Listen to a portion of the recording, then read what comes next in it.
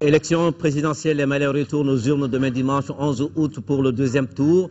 Les observateurs étrangers également reviennent dans notre pays. Les envoyés spéciaux de la CEDEAO sont depuis cet après-midi ici à Bamako. Tous les regards sont donc tournés vers ce second tour. Dans le nord du pays, on s'attelle au dernier réglage des mesures de sécurisation des opérations de vote. Ce matin, à Tombouctou, le chef des opérations militaires Kéba Sangaré donnait les dernières consignes à ses troupes. Et après la guerre, la paix et le retour des réfugiés et déplacés à Gao, ils sont chaque jour plusieurs centaines à regagner le Barkaï. Sur place, leur prise en charge par l'État et ses partenaires se déroule normalement. Nous ferons un focus sur la joie de ces Maliens de Gao qui fêtent la liberté retrouvée. Voilà pour les titres de cette édition. Mesdames et messieurs, bonsoir. Bienvenue.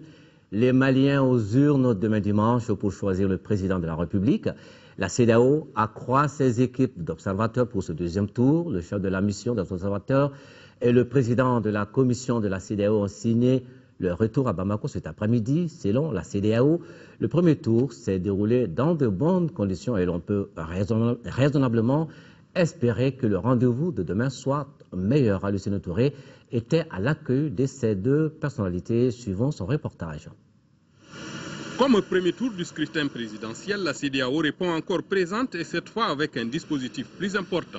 Déjà, l'on peut noter un satisfecit par rapport au premier tour et parier sur une amélioration de l'organisation au cours de ce deuxième round.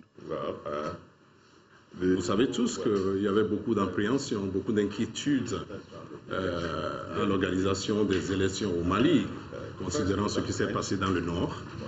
Mais vous avez vu vous-même la forte participation du peuple malien, la détermination du peuple malien à prendre part à ce processus électoral qui a fait même voir une participation jamais vue dans la vie électorale du Mali.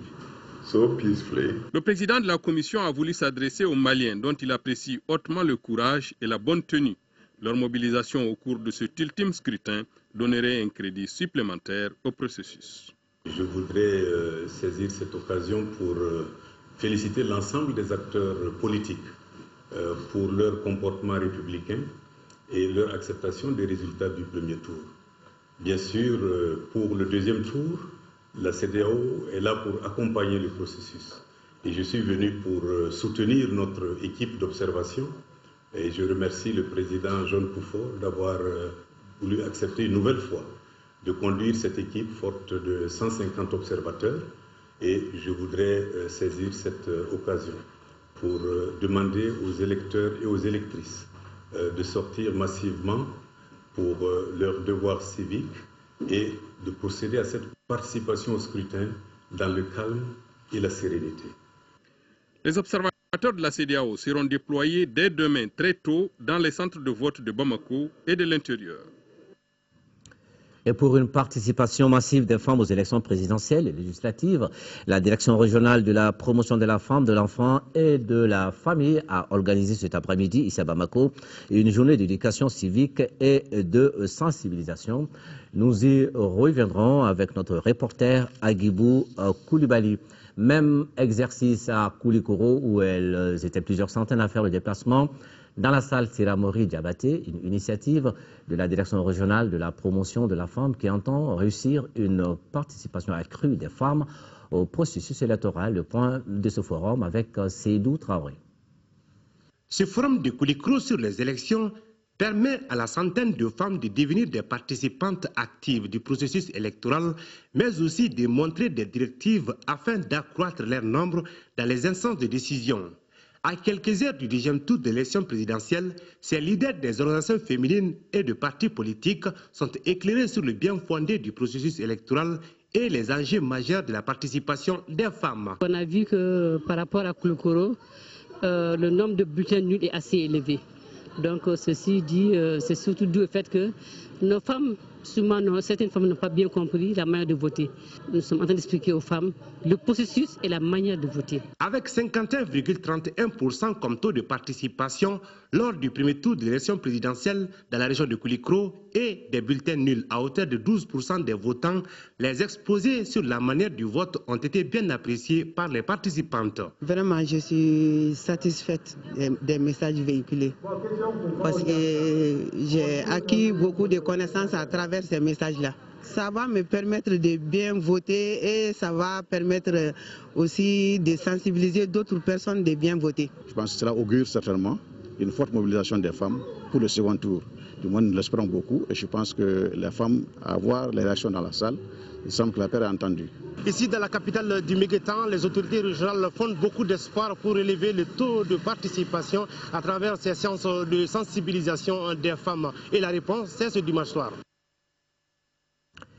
À Ségou également, les femmes étaient conviées à une campagne d'information et de sensibilisation pour un vote massif dans la 4e région.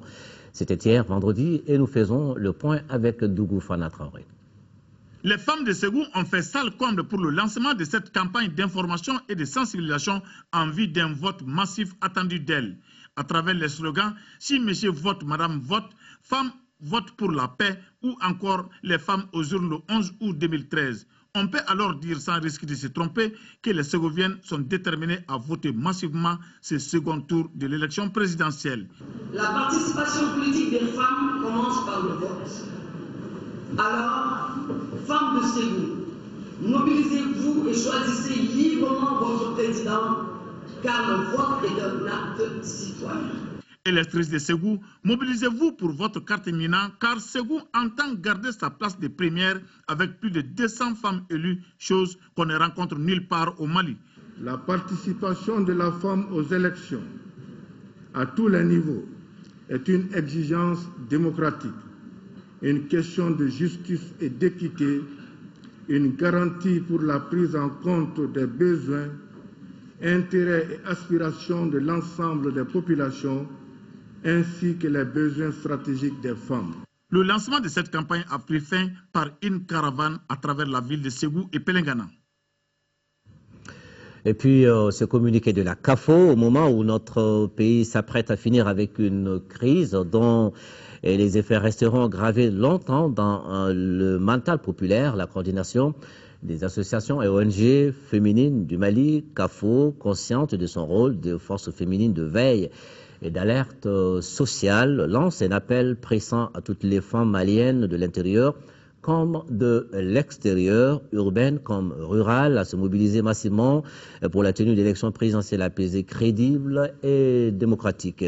Et puis le gouverneur du district de Bamako, dans un communiqué, informe les représentants des candidats devant dans la commission de centralisation des résultats des votes du district de Bamako à l'occasion du deuxième tour de l'élection présidentielle 2013, que les travaux de la dite commission commenceront demain dimanche 11 août 2013 à partir de 18h dans la salle de réunion du gouvernorat du district de Bamako au premier étage. Il les invite en conséquence à prendre part aux dits travaux.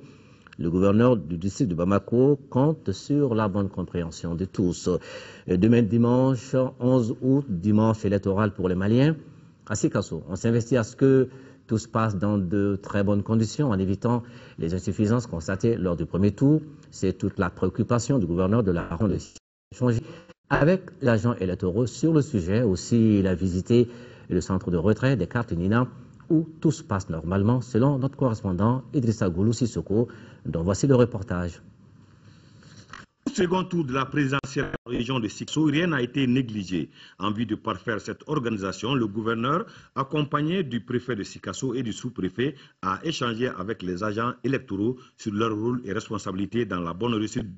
Comme vous l'avez constaté, dans tout le Mali, c'est vrai, il y a eu des bulletins nuls, mais particulièrement dans la région, dans le cercle de Sikasso, bon, c'était un peu trop. Donc c'est pourquoi nous avons tenu à revoir les agents électoraux. C'est vrai, au premier tour, on les a formés, bien formés, en groupe, pendant 2 jours. Mais on comprend que c'est la première fois qu'on utilise les fichiers biométriques. Mais c'est pour qu'on puisse mieux faire que pour les premiers tours que nous avons rencontrés. pour relever quelques anomalies, porter à leur essence et pour qu'ils fassent un effort pour corriger ces anomalies. Et aussi rappeler leurs responsabilités dans la gestion des bureaux de vote, dans la transmission des résultats, parce que c'est vrai, un président de bureau de vote électoral a beaucoup de responsabilités, surtout dans cette deuxième phase du scrutin présidentiel. Le retrait des cartes Nina se poursuit pour les retardataires à la préfecture à la satisfaction de nos concitoyens, tout heureux d'avoir leur carte Nina. La direction régionale de la promotion de la femme, de l'enfant et de la famille de Sikasso organise aujourd'hui une caravane de mobilisation des femmes. Il s'agit d'obtenir une participation accrue des femmes au second tour de la présidentielle de demain. Nous retrouvons la correspondance de Idrissa Goulou-Sissoko. Pour obtenir un taux de participation des femmes à l'élection de demain, la direction régionale de la promotion de la femme, de l'enfant et de la famille de Sikasso a organisé une caravane dans les différents quartiers de la ville de Sikasso. Le moins que l'on puisse dire, c'est qu'elles sont sorties massivement. Nous voulons que les femmes sortent. On dit que notre premier droit, c'est d'aller voter. Sikasso, c'est une ville qui a la culture du vote. En 1958 déjà, les femmes étaient sorties. Bien sûr, les bureaux de vote étaient délocalisés de Sikasso à travers la périphérie de Sikasso, mais elles ont mis leurs enfants sur leur dos, balichons sur la tête avec leur crème de mille pour aller accompagner leur mari, aller voter. Ça, c'est en 1958.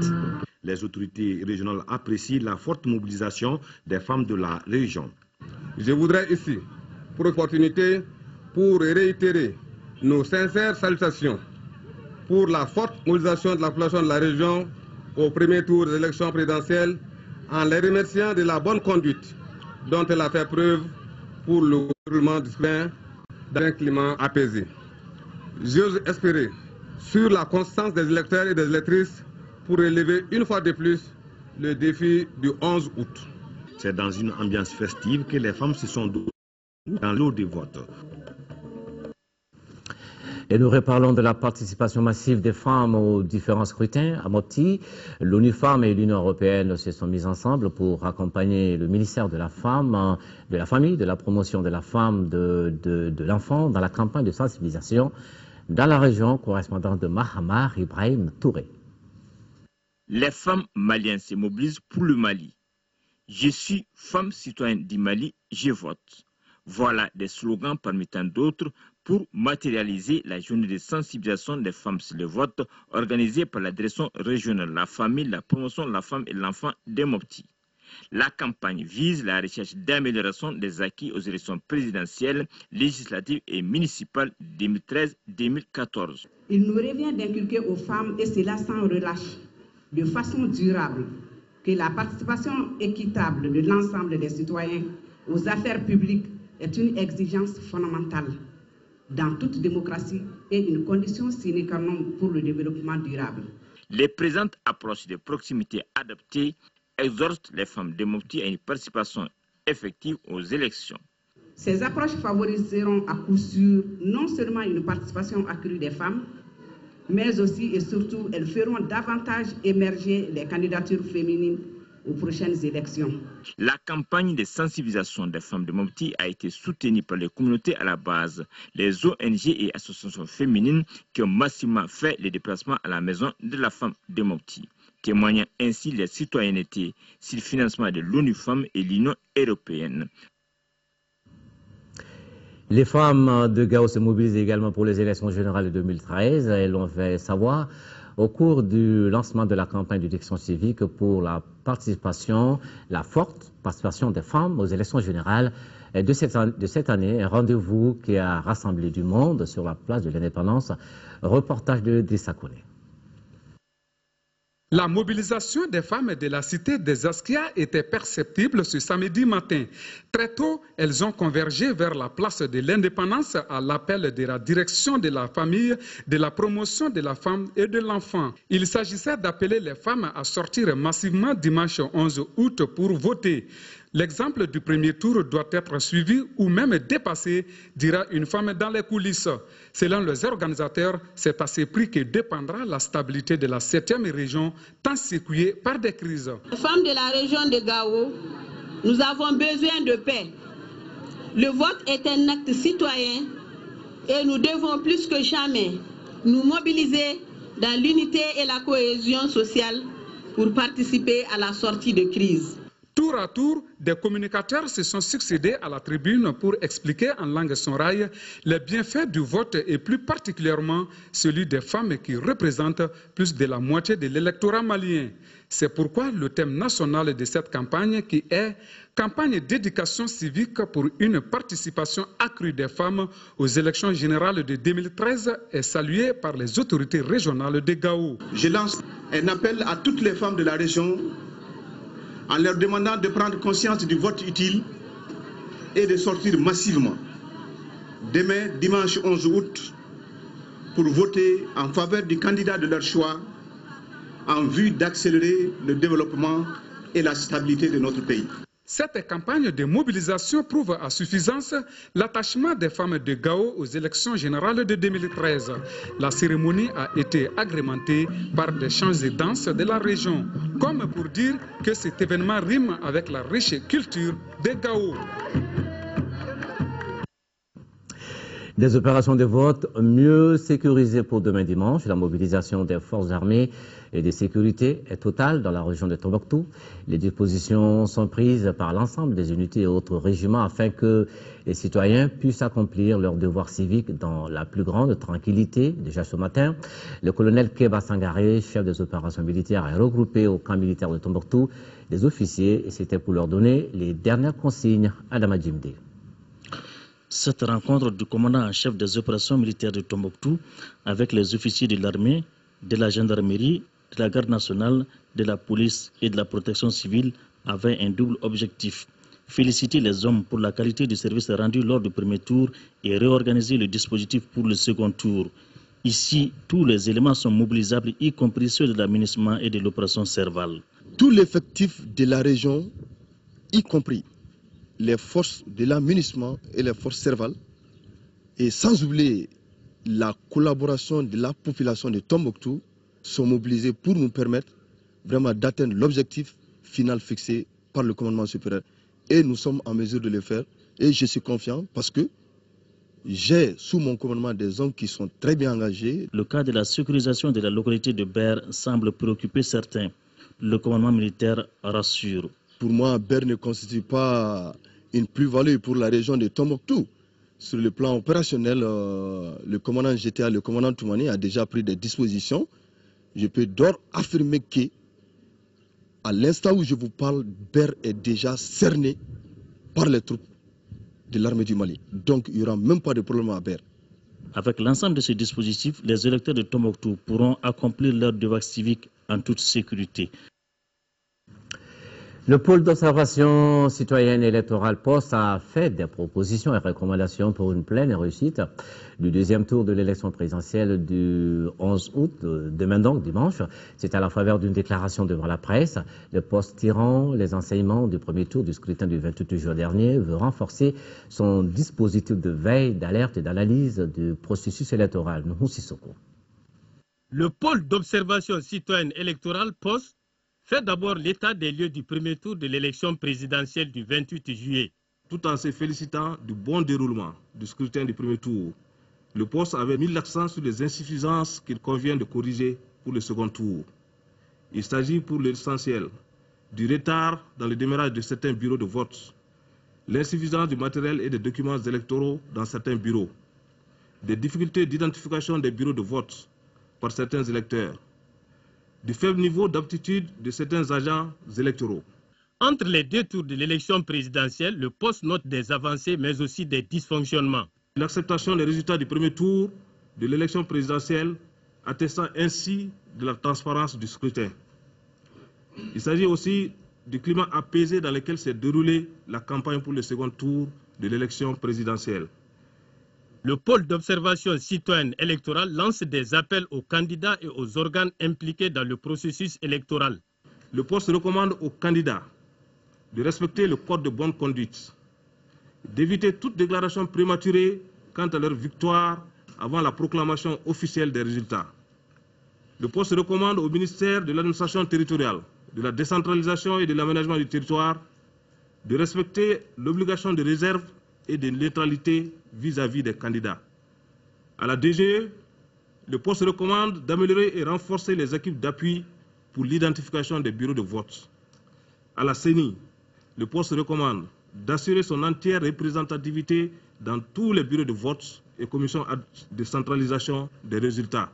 À en croire les responsables du poste, la réussite de ce second tour sera une étape décisive pour une sortie de crise, notamment la recherche de la paix et la réconciliation nationale. Vous connaissez certainement le jeu Monopoly. Maintenant, nous vous parlons du jeu Démocrapoly Mali.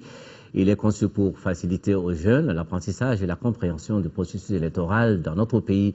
Très éducative, cette trouvaille de l'ONG Orfed et ses partenaires a été mise en application ce matin. S'amuser en s'instruisant sur le jeu démocratique, c'est tout l'objet du jeu Démocrapoly Mali que nous découvrons dans ce reportage de Mamoru Sidibé.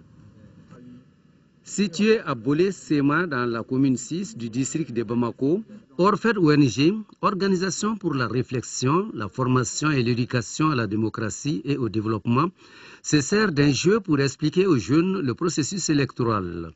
Ce jeu dénommé Démocrapoly Mali permet aux joueurs de connaître les acteurs impliqués dans le processus électoral, la manière de voter, la formulation des plaintes pour ne citer que cela. Il y avait beaucoup de choses dans le vote que moi je ne savais pas. Et puis ça nous a permis aussi de mobiliser le maximum de jeunes pour qui aillent voter. Premier du genre, Démocrapoly Mali est un jeu de rôle des acteurs de l'élection présidentielle du ministère de l'administration territoriale à la Cour constitutionnelle. Les élections qui se passent, un événement important du processus démocratique malien. C'est pourquoi on s'investit beaucoup pour que cet événement soit une réussite pour le Mali. Ils font le même travail que nous. C'est pourquoi depuis un mois, nous avons signé un partenariat avec une ONG nigérienne qu'on appelle Gradsel. Démocrapoly Mali, un jeu simple mais très efficace pour l'éducation électorale de notre jeunesse. La bonne tenue de l'élection présidentielle de demain sans violence, c'est le souhait de toute la communauté internationale. Voilà pourquoi l'ONG, la Génération pour l'émergence d'un nouvel esprit africain, a rencontré les représentants de deux candidats en lice à faire preuve de retenue pour le scrutin de demain. Al-Doumatina. Le second tour de l'élection présidentielle malienne doit se dérouler dans un climat apaisé, convivial, sans violence. Voilà en substance ce qui anime l'ONG La Génération pour l'émergence d'un nouvel esprit africain. Au regard de la bonne atmosphère qui a prévalu au premier tour, l'ONG Genessa exhorte à plus de sagesse à quelques heures du deuxième tour, d'où ces messages aux différentes entités. Pour des élections apaisées et sans violence. Pour ce faire, aux partis politiques, je voudrais lancer un appel au calme, à l'apaisement et à la retenue. S'agissant du peuple malien, je suis convaincu que, ayant le plus souffert des événements de ces dernières années, il est capable de les surmonter et de s'en prémunir pour les années à venir. Quant aux organes impliqués dans l'organisation des élections, donnez le meilleur de vous pour réussir cette mission capitale. La réussite du scrutin du 11 août passe par l'engagement et la volonté de tout un chacun, notamment par le respect des voix des urnes des deux candidats. Les représentants de la Commission Dialogue et Réconciliation et de l'aménagement qui étaient présents ont salué cette initiative de la Genessa allant dans le sens d'une élection apaisée. L'ONG a son siège en Côte d'Ivoire. Le directeur général de l'administration du territoire était hier soir notre invité du JT de 20h. Bassidi Koulibaly a abordé plusieurs sujets relatifs à l'élection présidentielle, parmi lesquels l'état des lieux de retrait de la carte Nina, le vote utile et comment voter, entre autres. Abdrahman Maïgar. L'électeur appuie son index dans cet encre-là. Et l'encre, il est rigide. L'électeur doit, quand il va tremper son doigt dans l'encre rigide, doit pouvoir matérialiser son vote. Soit en appuyant dans le carré, par exemple, nous avons deux candidats, il peut appuyer ici, il peut appuyer ici, il peut appuyer sur la photo. Si c'est le cas de Soumaïla, l'électeur peut appuyer ici, il peut appuyer ici, il peut apposer ici. Donc, on peut apposer son empreinte essentiellement dans les carrés réservés aux candidats. Dans les carrés blancs ou sur la photo. Si l'index est appuyé sur la photo, le vote est valable, il est utile. Si l'index est appuyé dans les carrés blancs réservés à l'électeur, le vote est utile. Donc nous invitons les agents électoraux à bien voir, à bien évaluer si l'index est apposé dans les carrés réservés à l'électeur. Nous avons relevé que souvent... Ça intervient à quelle étape? Tout juste à la fin du processus. Quand l'électeur aura fini de voter, d'exprimer son choix, quand il va sortir du bureau de vote, il doit tremper l'index gauche dans l'encre indélébile. C'est pour montrer ou pour décider qu'il ne fera plus le retour pour venir dans le bureau de vote pour essayer de voter 2 fois parce que les agents électoraux auront remarqué qu'il a déjà voté. Voilà quelques explications sur le comment voter avec le directeur général de l'administration territoriale qui était notre invité du JT 20h d'hier soir. Ils sont déjà quelques 15 000 déplacés réfugiés de la région de Gao à regagner le Barkaï, un flux qui grossit chaque jour avec de nouvelles arrivées. Là-bas, tous se réjouissent de cette situation et la mobilisation s'organise pour leur prise en charge. Déjà, l'assistance de l'État et de ses partenaires se poursuit normalement à la grande satisfaction de ceux qui connaissent encore quelques difficultés, mais qui ont tout de même la force de fêter la liberté retrouvée. L'Ortem Gao a mené une enquête sur leur quotidien dans la cité des Askia, une correspondance de Drissa Kone. Le retour des réfugiés et des déplacés s'est fait progressivement à Gao. Cette ville de plus de 70 000 habitants avait été vidée de sa moitié à cause des événements de 2012. Ces barbaries sont effectivement la cause de tous ces déplacements. Il y a la peur des pillages, la peur des sévices sexuels et tous les autres. C'est ce qui a fait que beaucoup de nos sœurs se sont déplacées. J'étais au Niger et j'étais là-bas avec ma sœur. Ma sœur même était réfugiée là-bas. En somme, le vécu de chaque personne, qu'elle soit déplacée, réfugiée ou restée sur place, est un cas. Je suis partie à Bamako avec mes enfants, 8 enfants. Ce processus de retour et de reprise est le couronnement de plusieurs efforts consentis par l'État et ses partenaires ONG nationales et locales, ainsi que des institutions sous-régionales et internationales. Le nombre de déplacés actuellement à ce jour, nous sommes à 13 085 000 personnes. Le développement social a beaucoup contribué par l'apport des dons. Parce qu'en avril, on a mené 450 tonnes avec des kits qu'on a distribués à la population. Et tout dernièrement, on a distribué 350 tonnes avec des kits pour les déplacés seulement. Nous soutenons non seulement les personnes déplacées internes, mais aussi les personnes déplacées externes, ainsi que les personnes restées sur place. Donc, à travers des distributions de vivres, à travers la réhabilitation des pompes, à travers le restockage, l'appui en animaux, etc. Le gouvernement s'est beaucoup engagé pour le retour et la réinsertion des réfugiés et déplacés. Déjà, des millions de francs CFA ont été investis pour cette cause. Vous avez beaucoup de déplacés. Ils ont quitté le Burkina, le Niger, la Mauritanie et l'Algérie. Mais le travail est loin d'être achevé, en tout cas à Gao, d'où l'implication permanente des autorités administratives et politiques. Tous deux se soucient de ce retour afin que chacun d'eux puisse contribuer au développement de son pays. Vraiment, rien ne vaut chez soi. On a été tout le temps, on va à Bamako, mais avec ce déplacement-là, se déplacer avec la voie. D'abord, l'argent pour se déplacer.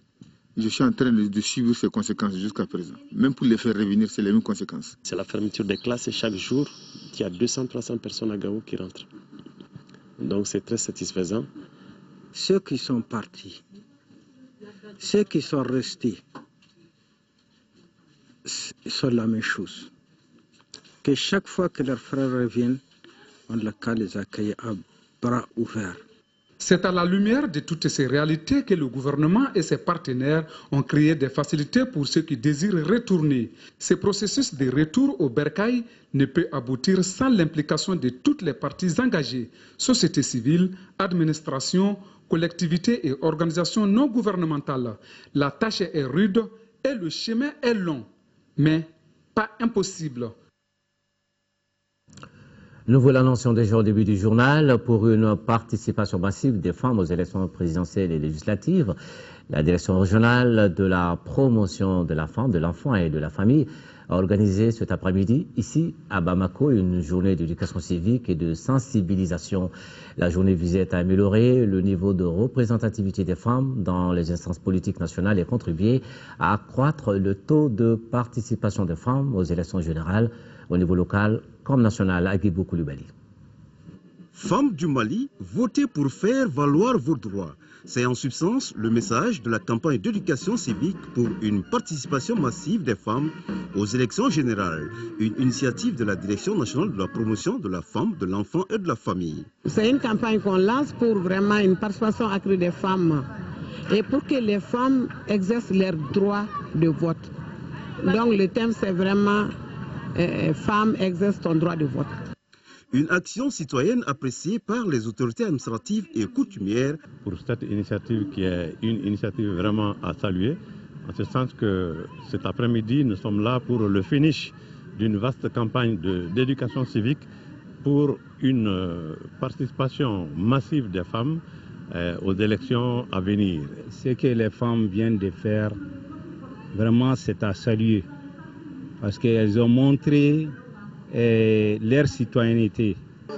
Les responsables de la Direction nationale de la promotion de la femme, de l'enfant et de la famille ont fait une communication sur les stratégies pour une forte participation des femmes au processus électoral de 2013.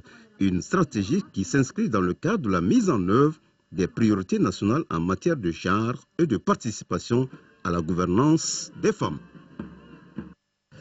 Le club des mérites du Mali a procédé cet après-midi à la remise du trophée John John à certaines personnalités de notre pays. Pour les initiateurs, il s'agit de récompenser les personnes qui ont consenti des efforts pour le Mali. Au total, ils sont une dizaine de personnalités à recevoir ce trophée. Au nombre des récipiendaires, on peut retenir le ministre du Travail, de la fonction publique et des relations avec les institutions, Maître Demba Traoré, et le secrétaire général de l'Union internationale des télécommunications, Amadoun Touré. La cérémonie de remise s'est déroulée à la Cité des enfants de Bamako. Joli coup de filet, le commissariat du 3e arrondissement du district de Bamako poursuit à la traque des malfrats. Après les 10 bandits de la semaine dernière, 17 autres ont été interpellés par les hommes du commissaire Arbi. Ils sont accusés de vol à main armée et de détention illicite d'armes. Fademba Keita est allé voir. Chacal, Kogol, Faye, Baye, Vieux, Mélo, Chao, ce sont entre autres les sobriquets des 17 malfrats arrêtés par les agents du commissariat du 3e arrondissement de Bamako. Opérant avec des armes à feu et autres armes blanches, ces bandits de grand chemin ont pu se procurer 9 motos, des bijoux et des téléphones portables. Le 31 mai 2013, une étudiante de la faculté des sciences juridiques et économiques a été agressée au niveau de l'hôtel Mariama Palace par 2 individus inconnus. Elle a été dépossédée de son sac à main contenant 2 téléphones portables, une bague en métal jaune, une bague d'alliance et divers objets. Nous avons procédé à l'interpellation d'une jeune demoiselle qui nous a avoué effectivement avoir reçu de la part d'un copain à lui, d'un ami, un téléphone. Lorsque nous l'avons interpellé, il a sans détour avoué les faits. Il a dénoncé ses amis. La perquisition également a donné 2 armes à son domicile. En attendant d'être conduits au parquet de la dite juridiction, les malfrats célèbrent la fête de Ramadan en détention au commissariat qui a mis fin à leur règne. Et puis un mot de sport, football. Les portes se sont fermées cet après-midi sous le championnat national de Ligue 1, saison 2012-2013. Le stade malien de Bamako, champion, a reçu symboliquement le trophée décerné par la Fédération malienne de football à l'issue du dernier match de la 30e journée. L'événement a eu pour cadre le stade du 26 mars. C'est ce que nous signale Seragatou Sissepi. La page noire, Moussa Soussin Dambélé n'est plus. Ce grand commis de l'État a été accompagné cet après-midi à sa dernière demeure par ses compagnons de lutte, ses parents et amis. Mamourou Sidibé était présent pour l'actualité. Moussa Soussin Dambélé est né en 1944 à Farabandi dans le cercle de Bafoulabé. Recruté à l'école primaire de Sébékro, cercle de Kita en 1951, M. Dambélé a connu un parcours remarquable. C'est ainsi que de 1964 à 1970, Moussa Soussin Dambélé a servi comme enseignant dans les écoles de Sekura, Mandjakoui, Sizanagar et Yankasso. En 1970, Moussa Soussin Dambélé fut admis comme étudiant professionnel à l'ENSI. C'est alors qu'il a entamé la carrière d'administrateur au sommet de l'État. Il sera même chef de cabinet au ministère délégué à la primature chargé du plan. Moussa Soussin Dambélé a été un grand animateur de la scène politique également. Du secrétariat de la sous-section Adema de Lafiabougou, il sera membre du comité exécutif de l'Adema PSJ. Les mots qui caractérisent Soussin, c'est vraiment que ce fut un grand patriote, un professionnel émérite, un enseignant hors pair qui a véritablement mérité de la nation. Moussa Soussin Dambélé laisse derrière lui plusieurs enfants et petits-enfants éplorés. Dors en paix, Monsieur Dambélé. Demain, on va au rendez-vous avec l'info sur notre chaîne, 14h, la première édition de la mi-journée. Ce sera avec Amara Malé Diallo. Inch'Allah, je vous retrouve à 20h30 pour l'édition du soir. Et puis, retenez que l'ORTM vous propose une édition spéciale, soirée électorale. Toujours demain dimanche, ce sera à partir de 21h30. L'info continue sur notre site www.ortm.ml. Merci, bon week-end.